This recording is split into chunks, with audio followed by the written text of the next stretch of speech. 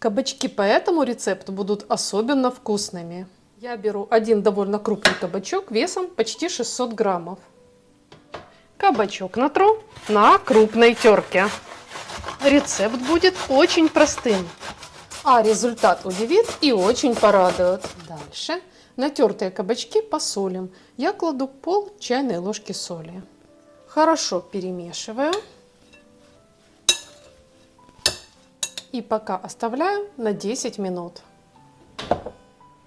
Через 10 минут сок из кабачка отожмем. Сделаем это максимально старательно, так как лишняя влага нам не нужна.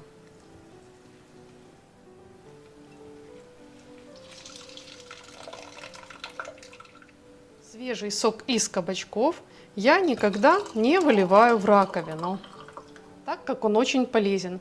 А в сочетании с натертым помидором это еще и очень-очень вкусно. Хотя раньше я бы в это не поверила, пока сама не попробовала. Дальше возьмем одно яйцо.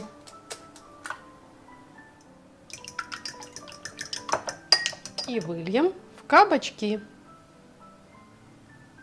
Немного черного молотого перца. И перемешаем.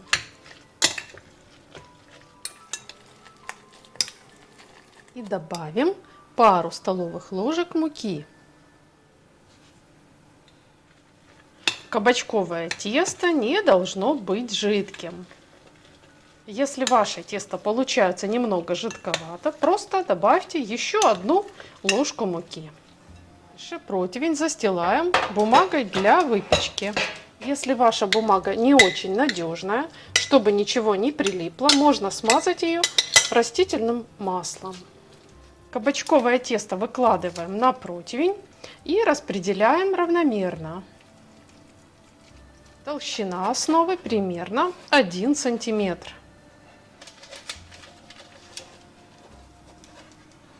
Основу для пиццы ставим в духовку запекаться при 190 градусах Цельсия или 380 градусах Фаренгейта. А мы тем временем подготовим начинку. Она может быть любой, на ваш вкус. Я для своей пиццы буду использовать половинку красной луковицы.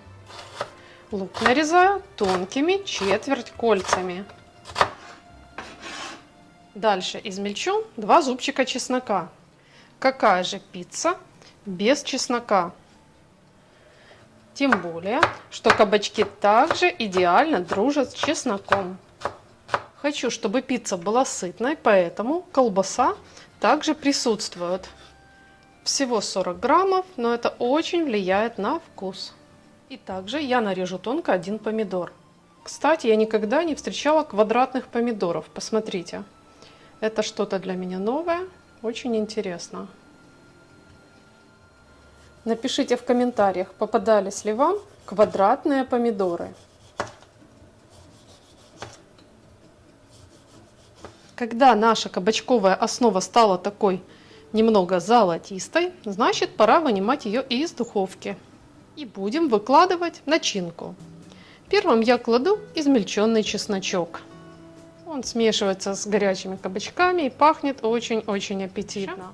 Натру поверху немного сыра.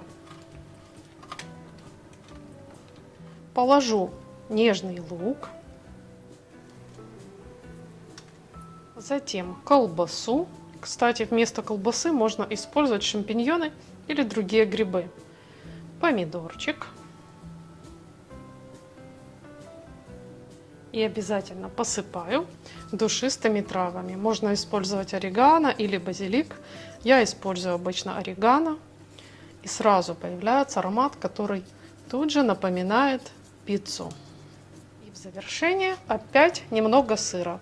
Ну или много, кому как нравится и хочется. И опять в духовку. Когда сыр на нашей кабачковой пицце растаял и даже позолотился, она готова. Аромат у этой пиццы очень-очень аппетитный. Она хорошо держит форму, видите?